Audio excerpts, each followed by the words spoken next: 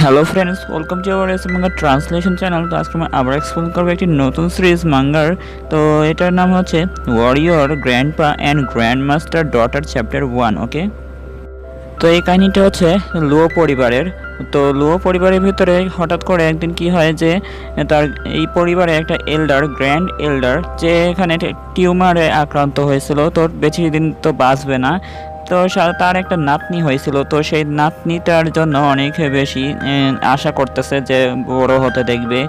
কিন্তু সে এখানে তার ডাক্তারের কাছে চিকিৎসা করানোর পর এখানে বাড়িতে এসে দেখে যে তার পুরো পরিবার এখানে নিঃস্ব হয়ে গেছে, শুধুমাত্র তার একটা ছোট নাতনি বেঁচে আছে, যেটা অনেক ছোট আর কি, কেবল জন্ম হওয়া বাচ্চা এরকম। তো সেই নাতনিটা নিয়ে তাড়াতাড়ি করে এখান থেকে পালিয়ে চলে গেছে, যাতে আর কোনো শত্রুরা এখানে না আসে। তো পরের কাহিনীগুলো আমরা আস্তে আস্তে জানতে পারবো। তো প্রথম চ্যাপ্টারে তো আপাতত এই পর্যন্তই আছে। তো ভিডিও ভালো লাগলে চ্যানেলটিকে সাবস্ক্রাইব করে রাখবেন। তো সিনের শুরুতে এখানে এই সিটিটাকে দেখানো হয়। সিটিটার নাম হচ্ছে শানশি জিং ইয়াং কাউন্টি। তো এই জায়গাটার নাম হচ্ছে মেডিকেল চেঞ্জ ক্লিনিক। তো এর ভিতরে একটা এল্ডার আর কি আসছে এখানে। তো একটা এল্ডারের এখানে টিউমার চেক করতেছে। তো এখানে বলতেছে আপনার টিউমারটা তো অনেক বেড়ে গেছে। এরপরে এই ডাক্তার এল্ডারকে জিজ্ঞাসা করতেছে যে আজকাল তোমার মাথা ব্যথাটা কেমন হয়। তো এল্ডার এখানে বলতেছে যে আমার মাথা ব্যথা অনেক বেশি বেড়ে যায়। তো এল্ডারের টিউমারটা হয়েছে আর কি তার মাথার কাছেই। তো এখানে বলতেছে যে এই ব্যথাটা আমি এখনো সহ্য করতে পারি, এল্ডার বলতেছে। তারপরে এল্ডার এখানে চা খেতে খেতে বলতেছে যে আমার সাথে সবসময় হনেস্ট থাকতে হবে, মানে সৎ থাকতে হবে। তো এরপর এল্ডার এখানে জিজ্ঞাসা করতেছে আমার আর কত বছর বাকি আছে। তো এল্ডার এগুলো আর কি চা খেতে খেতে বলতেছে। তো এখানে ডাক্তার বলতেছে শীঘ্রই আপনার অসহ্য যন্ত্রণা শুরু হবে, আর তারপর আপনার জ্ঞান হারিয়ে যাবে, এবং আপনার এমন একটা দিন আসবে যে এই দিন আপনি জাগতেই পারবেন না। তো এখানে এল্ডার বলতেছে যে আমি মনে করি আমার চিকিৎসার জন্য আর ফেরত আসা লাগবে না। তারপর বলতেছে চিকিৎসক সিওক, মানে ডাক্তার সিওক, তো আপনি যা কিছু করেছেন আমার জন্য, তো সেই সবের জন্য আমি ধন্যবাদ জানাচ্ছি আপনাকে। তো এরপরে এল্ডার বলতেছে আমি যেহেতু এখন বেঁচে আছি, তো আপনার যদি সময় থাকে তাহলে আপনি আমাদের লো পরিবারে এখানে আসতে পারেন। তো আমরা কিছু খাওয়া দাওয়া ব্যবস্থা করবো আপনার জন্য। তো এখানে ডাক্তার বলতেছে ঠিক আছে। তো এই ডাক্তার এখানে এল্ডারকে যেতে দেখতেছে। তো এটা হচ্ছে এল্ডার লিউ জিনশাং। তো এল্ডারের নাম হচ্ছে লিউ জিনশাং। তো যেতে যেতে এখানে হাই বলতেছে ডাক্তারকে। তো এখানে ডাক্তার বলতেছে যে নিজের প্রতি যত্ন নিও। তো এখানে একটা সুন্দর মাউন্টেন ভিউ দেখানো হয়, মাউন্টেনের চারপাশে কুয়াশা ভরে আছে। তো এরপরে এল্ডার তো চলে যাচ্ছে, আর এখানে ডাক্তার এখানে তাকে সম্মান জানাচ্ছে মাথা নিচু করে। তো এল্ডার জিনশাংয়ের যাওয়ার পথে তারপর এল্ডার এখানে বলতেছে যে আমার সব কিছু এখন গুছিয়ে রাখতে হবে। তো এরপর লু জিনশাং বলতেছে আমার জীবনে আমি যা কিছু তৈরি করেছি আমার সব কিছু এখানে গুছিয়ে রাখতে হবে। তো এখানে তার একটা ইয়ং বয়সী একটা লুপকে দেখানো হয়। তো এখানে কিছু লু ফ্যামিলির সদস্যকে দেখানো হয়। তো এখানে মনে হয় এল্ডার জিনশাং, আর এখানে তার একটা ছেলেকে হাতে নিয়ে রাখছে, আর সাথে একটা মেয়ে, যেটা মনে হয় এল্ডার জিনশাংয়ের মানে স্ত্রী হতে পারে। তো এখানে তাদেরকে ট্রেনিং করাচ্ছে আর কি এল্ডার জিনশাং, ছোটোবেলায় আর কি ট্রেনিং করাতো এদেরকে।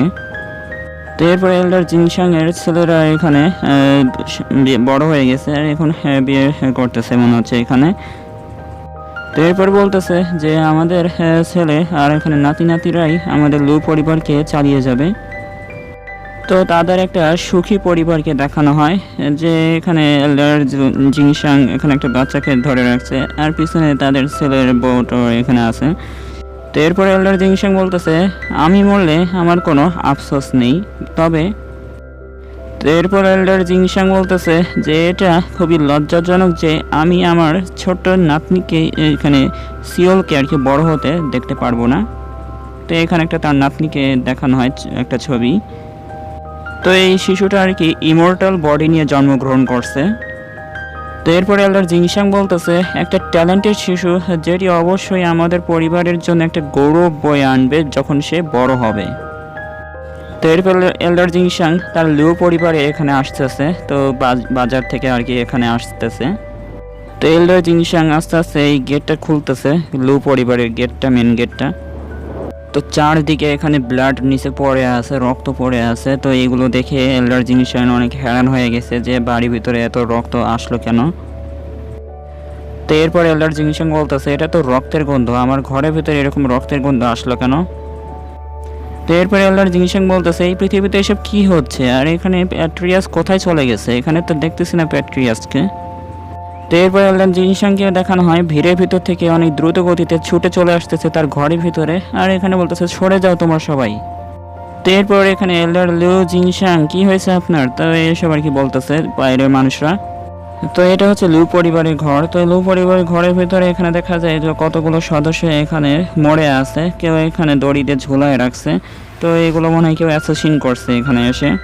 তো এই বড় এল্ডার এখানে দেখে অনেক অবাক হয়ে গেছে, তার চোখ অনেক বড় বড় হয়ে গেছে তার পরিবার কিভাবে শেষ হতে দেখে। তো এল্ডার খালি বারবার তাদের লোকেদেরকে দেখতেছে। তো এখানে কিছু লোকের নাম বলতেছে যে ড্যাকওয়াং, চিয়ং, তোমার সবাই কোথায়, এসব আর কি বলতেছে এল্ডার। তো এখানে এল্ডার জিনসাং এর ছেলের ওয়াইফকে ডাকতেছে আর বলতেছে ডটার ইন ল, তোমার চোখটা খোলো। তো এখানে এল্ডার জিনসাং এত নিরাশ হয়ে গেছে তাদের এভাবে মরা দেখে যে এখানে নিচে পড়ে যাচ্ছে নিরাশ হয়ে। তো এরপরে একটা মা ছেলেকে দেখানো হয় যে তার ছেলেকে এখানে বাঁচানোর জন্য এখানে জড়ায় ধরছিল, কিন্তু তার মা এখানে মরে যায়। ছেলে বেঁচে আছে কিনা জানি না। তো এল্ডার জিনসাং বলতেছে যে এসব কারা করছে এখানে।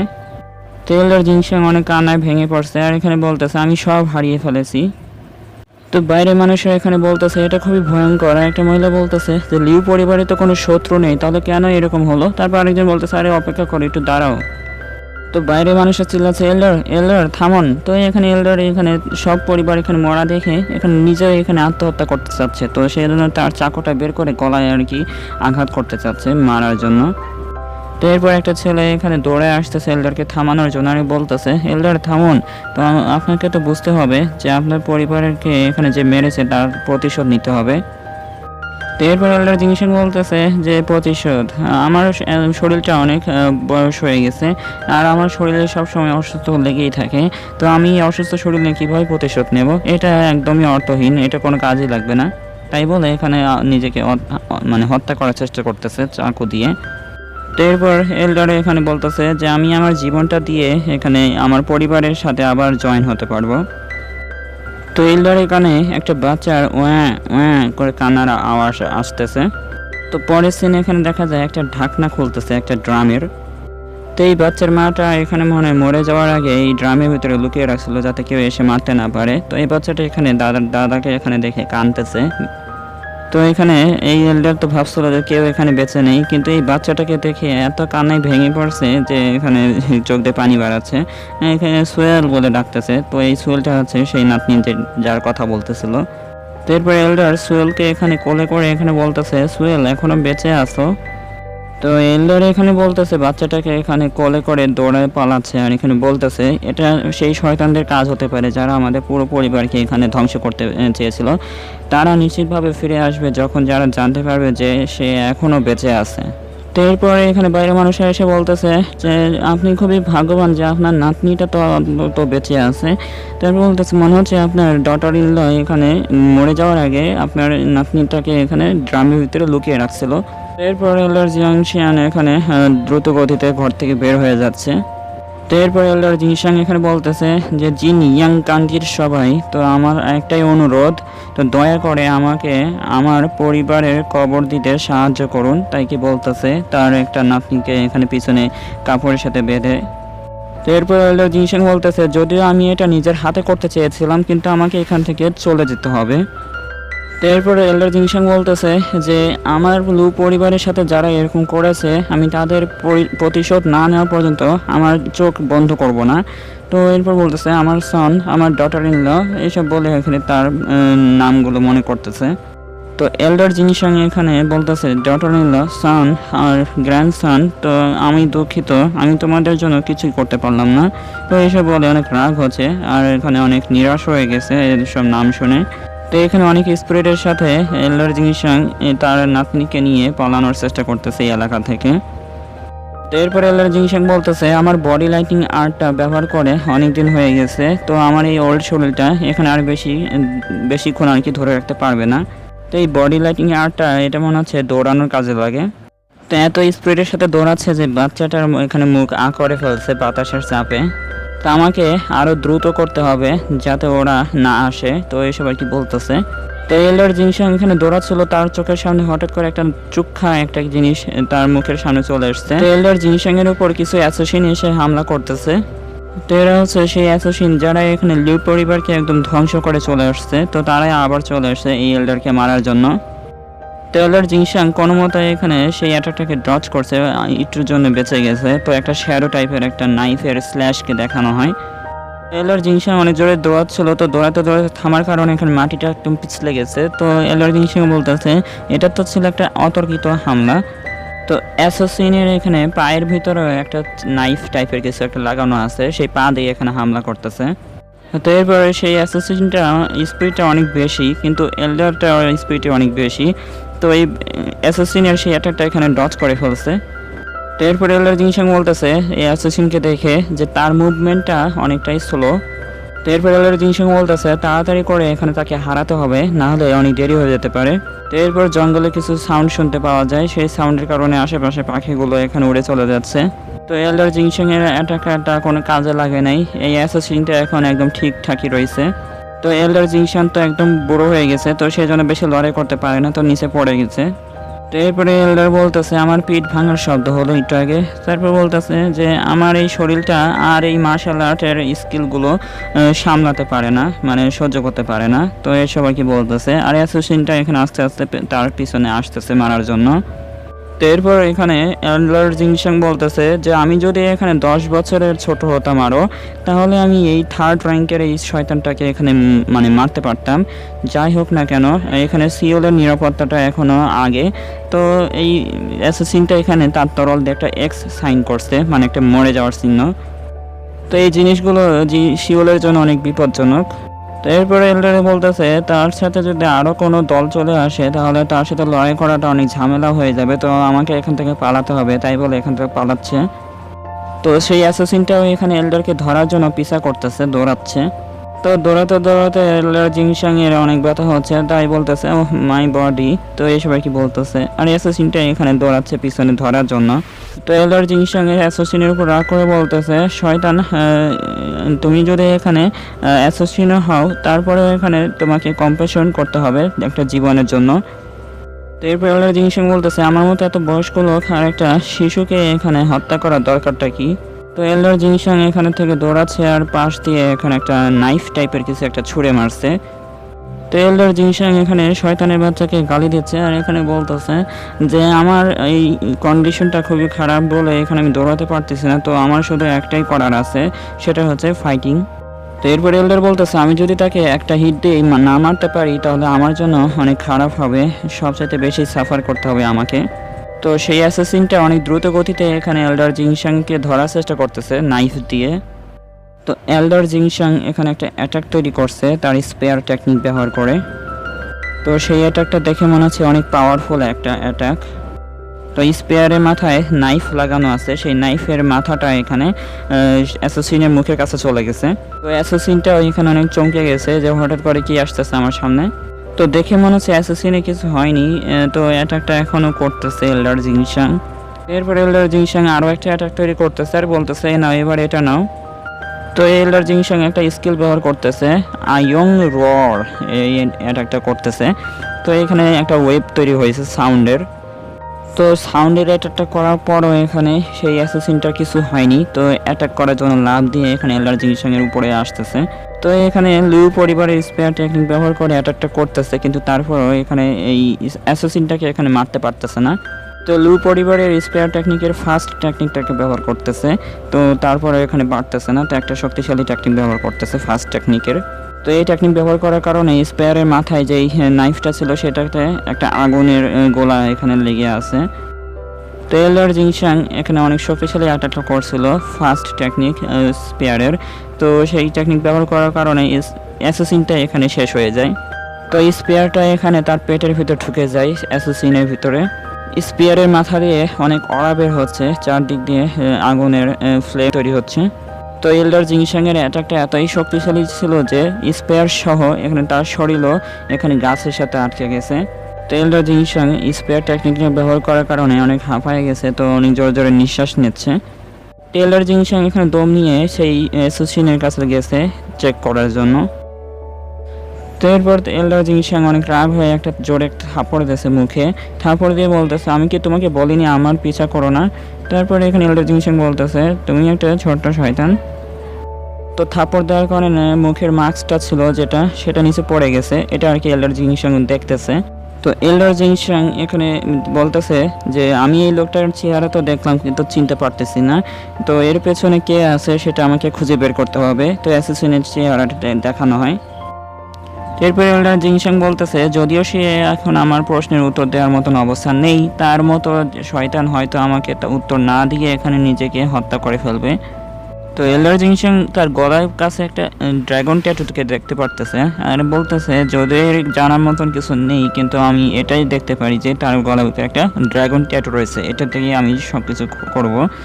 তো এরপর এল্ডার জিংসাং বলতেছে শিওল আমার বাচ্চা তুমিও মনে হয় এখানে এই লোগোটাকে দেখে অনেক অবাক হয়েছে তাই না, চিন্তা করবে না আমি সব কিছু বদলা নেব এটার। তো এল্ডার জিংসাং বলতেছে যে তোমার দাদা সব সময় এখানে তোমাকে রক্ষা করবে। তো এখানে তার গ্র্যান্ডসন মানে নাতনি এখানে হা হা করে হাসতেছে এই কথাটা শুনে। তো এরপরে সিনটা এখানে জঙ্গলের ভিতরে দেখানো হয়, এল্ডার জিংসাং এখানে কিছু রান্না করতেছে তার বাচ্চাকে খাওয়ানোর জন্য। তো এরপরে এল্ডার জিংসাং বলতেছে তো আমার বাচ্চা তুমি মনে অনেক ক্ষুধার্ত, তো আর বেশি দেরি লাগবে না, তো রান্না প্রায় হয়ে গেছে। তো এরপর এল্ডার জিংসাং বলতেছে যে এই পাশের গ্রাম থেকে আমি কিছু গরম দুধ আর এখানে কিছু ঘরের জিনিসপত্রগুলো এখানে নিয়ে এসেছি চুরি করে, তো আমি ভাবতে পারিনি যে কখনো এরকম চুরি করতে হবে, তো পরবর্তী জীবনে এখানে অনেক খারাপ পরিস্থিতি হবে আমার জন্য। তো এল্ডার জিংসাং এখানে বলতেছে শিওল নাও এটা তৈরি হয়ে গেছে। তো শিওল এখানে তার ছোট হাত দিয়ে সেই বাসনটা ধরতেছে আর এল্ডার জিংসাং বলতেছে তো এটা সিদ্ধ করেছি, তো এটা নিরাপদ খেতে, তো তুমি খেতে পারো ভালোভাবে খাও। তো তার গ্র্যান্ডপা এখানে বলতেছে শিওল তুমি খুব ভালোভাবে খাচ্ছ, তুমি দেখতেছি খেতে পারো ভালোভাবে। তারপর বলতেছে যে তুমি অনেক ভালো কাজ করেছো আজকে। তো শিওল তো অনেক মজা করে এখানে খাচ্ছে পানি দুধ। তো শিওলের এখানে পেট ভরে এখানে পেটটা ধরে রাখছে আর কি, তার পেট ভরে গেছে। তো এরপরে গ্র্যান্ডপা বলতেছে যে শিওল আমি তোমাকে সবসময় রক্ষা করব। তারপর বলতেছে শিওল তো তুমি মনে হয় পেট ভরে খেয়ে ফেলেছো তাই না, তুমি মনে হয় এখন অনেক খুশি যে তোমার পেট ভরে গেছে। তো তার গ্র্যান্ডপার মাথায় যে টিউমারটা ছিল সেই টিউমারটার আক্রমণটা আবার হয়েছে, তো অনেক ব্যথা হচ্ছে, অনেক জোরে জোরে চিল্লাচ্ছে। তো এখানে গ্র্যান্ডপার টিউমারের ব্যথাটা অনেক বেশি বেড়ে যায়, তো এত বেড়ে যায় যে এখানে পাশে থেকে কড়াইটা এখানে পড়ে যাচ্ছে আর এখানে হাত পা নড়াচড়া করতেছে সেজন্য। তো এরপরে এখানে এই লু জাংশিং এখানে বলতেছে এরকম ব্যথাটা এর আগে কখনো হয়নি, তার এই টিউমারের ব্যথাটা এত জোরে ব্যথা করতেছে যে অনেক জোরে জোরে চিল্লাচ্ছে খালি, তো আর কিছু করতে পারতেছে না। তো এরপর একটা ডাক্তারকে দেখাইছিল যে এখানে বলতেছিল তোমার যে টিউমারটা আছে এটা অনেক বেশি বেড়ে যাবে আর এমন হতে পারে যে অনেক বেশি ব্যথা হবে আর ওই দিনটা তুমি আর জাগতেই পারবে না। তো সোহেল এখানে তার কাছে আসতেছে আর এখানে তার গ্র্যান্ডপা বলতেছে যে সোহেল না এদিকে এসো না। তো সোহেল এখানে তার গ্র্যান্ডপা এরকম অবস্থা দেখে অনেক জোরে কান্না শুরু করে দিয়েছে। তো এরপর ডাক্তার বলতেছিল যে এল্ডার এই ওষুধটা নাও। তো এল্ডার এখানে বলতেছে তুমি না বলেছিলে যে ওষুধগুলো আর কাজ করবে না। তো ডাক্তার বলতেছে এটা হচ্ছে নার্ভ সাপ্রেশন পিল, তো এটা একটা বিষ যেটা পয়জন ব্যবহার করে আর কি, এই পিলের বিষ আপনার টিউমারকে এখানে দমন করবে, আপাতত এখানে আপনার জীবনকে দীর্ঘায়ু করবে। তো এরপর ডাক্তার বলতেছে খুব একটা গুরুত্বপূর্ণ মুহূর্তে এই পিলটা আপনি ব্যবহার করবেন, যখন দেখা যাবে যে ব্যথাটা অনেক বেশি বেড়ে গেছে তখন এই পিলটাকে ব্যবহার করবেন। টেলডার এখানে বলতেছে আমার এখনো মনে আছে, তো আমি এই বিষ সম্পর্কে জানি। তো এটার বললে পকেট থেকে বের করতেছে সেই বিষের পিলটা। তো এরপরে এল্ডার বলতেছে এই ওষুধটা হচ্ছে এক প্রকার ড্রাগ যেটা বন্দি কারাগারদেরকে এখানে শাস্তি দেওয়ার জন্য ব্যবহার করা হয়। এরপর গ্র্যান্ডপা বলতেছে এমনকি মার্শাল আর্টস তাদেরও এখানে ব্যথা সহ্য করতে পারবে না, এত ব্যথা হবে যে মনে হচ্ছে যে শরীর থেকে মাংসগুলো ছিঁড়ে চলে যাচ্ছে, এরকম ব্যথা হবে। তো যাই হোক, আমি যদি এই বিষটা নিয়ে এখন টিউমারটিকে এখানে যদি দমন না করি তাহলে হয়তো আমি মরে যাব, এইসব আর কি ভাবতেছে। তো এখানে বলতেছে যদি আমি এই পিলটাকে না খাই তাহলে আমি এখানে মরে যাব। তো এই পিলটাকে খাওয়ার পর আরও ব্যথা বেড়ে গেছে, তো অনেক জোরে জোরে চিল্লাচ্ছে। তো এই এল্ডার এখানে বলতেছে যে আমি এখানে মরতে পারবো না, তো আমি আমার সিওলকে এখানে রক্ষা করেই ছাড়বো। তো এরপর এল্ডার সেই পিলটাকে খেয়ে ফেলছে। তো এখানে এই পিলটার রিয়াকশন শুরু হয়ে গেছে আর এখানে অনেক ব্যথা হওয়া শুরু করে দিয়েছে তার শরীরে। তো এরপর এল্ডার বলতেছে আরও পয়জন কিউই দরকার। তো এল্ডারের অবস্থা দেখানো হয় যে তার হাতে যে রগগুলো ছিল সেই রগগুলো ফুলে গেছে, তার চোখগুলো এখানে সাদা হয়ে গেছে। তো এল্ডারের মাথায় অনেক ব্যথা হচ্ছে আর এখানে পুরো শরীরেই ব্যথা হয়ে যাচ্ছে, আর তার চুল ধরে টানতেছে পাগলের মতো আর রড় করতেছে জোরে জোরে। বেশি ব্যথা সহ্য করতে না পেরে খালি জোরে জোরে চিল্লাচ্ছে, রড় করতেছে অনেক জোরে জোরে। তো লিউ শাংশিন এখানে বলতেছে যে আমি আশ্চর্য হলাম যে কতটা সময় কেটে গেছে এখন। তো এরপর এল্ডার বলতেছে এই 20 কিউটা কমে গেছে মনে হচ্ছে। তো এরপর পরের দিন হয়ে গেছে আর কি, সকাল হয়ে গেছে। তো সকাল হয়ে আর কি উঠতেছে এখন। তো এরপরে গ্র্যান্ডপা বলতেছে যে আমি এখন বেঁচে আছি, এটাই তো সবচেয়ে বড় কথা। তো এই এল্ডার এখানে বলতেছে যে আমি জানি না যে আমার মাথা ব্যথাটা আবার কখন শুরু হবে, এমনকি যদি আমি স্নায়ু দমন অসুস্থতা থেকে 20 কিউই থেকে বেঁচে থাকি তবে একটা সীমা আছে এটার। তো এরপর এল্ডার এখানে বলতেছে আমাকে অন্তত বেঁচে থাকতে হবে যতক্ষণ না আমি সিওলের নিরাপত্তা নিশ্চিত করতে পারি। তো শিওলকে এখানে দেখানো হয় সে এখানে ঘুম থেকে উঠতেছে আর কি, সে এখানে মাটিতে শুয়ে পড়ছিল। তো এরপর গ্র্যান্ডপা বলতেছে এই টিউমার থেকে বাঁচার একটা মাত্র উপায় আছে, যে এমন একটা শরীর বানাতে হবে যে এই শরীরে এই টিউমারটা এখানে শেষ করতে পারে। তো এরপর বলতেছে এমনকি শিউলকে বিপদ থেকে রক্ষাও করতে হবে। তো এরপর গ্র্যান্ডপা এখানে মাটিতে বসে এখানে তার কাল্টিভেশন প্র্যাকটিস করতেছে। তো এখানে এই মার্শাল আর্টটা পারফর্ম করার জন্য সর্বপ্রথমে উপযুক্ত শরীর তৈরি করার জন্য নিজের দেহের যে হাড় আছে মাংস আছে সব কিছু রিকনস্ট্রাকশন করতে হবে। তো এরপর গ্র্যান্ডপা বলতেছে যে একটা the governor and conception bezel এটাকে আনলক করার জন্য বডি রিকনস্ট্রাকশনের ভিতর 180 ইনার কিউই প্রয়োজন। তো এল্ডার এখানে বলতেছে যে আমার ইনার কিউই এখানে আছে 150 বছরের। তো এল্ডার বলতেছে আমি কি হোল্ড করতে পারবো এই বডিটাকে যদি আমি এটা তৈরি করতে পারি। তো এরপরে এল্ডার বলতেছে যে গতকাল পর্যন্ত আমার জীবনে যে বেঁচে থাকবো কিনা তো সেটার কোনো অনুসূচনাই ছিল না। তো এল্ডার এখানে তার একটা স্পেয়ারটাকে উঠায় এখানে দাঁড়াইছে কোনো মতো। তো এল্ডার এখানে কি যেন একটা করতে চাচ্ছিল, তো সেটা মনে হয় হয়ে গেছে। তো এরপরে এল্ডার বলতেছে আমি কখনোই মরবো না। তো এই প্রথম চ্যাপ্টারটা এখানে শেষ হয়ে যায়। তো দেখা হচ্ছে পরের ভিডিওতে। ভিডিও ভালো লাগলে অবশ্যই লাইক করে দেবেন, আর যারা নতুন এসেছেন অবশ্যই চ্যানেলটিকে সাবস্ক্রাইব করে রাখবেন এরকম নতুন নতুন মাঙ্গা এক্সপ্লেনেশন পেতে, তাও বাংলাতে। তো দেখা হচ্ছে পরের ভিডিওতে। বাই।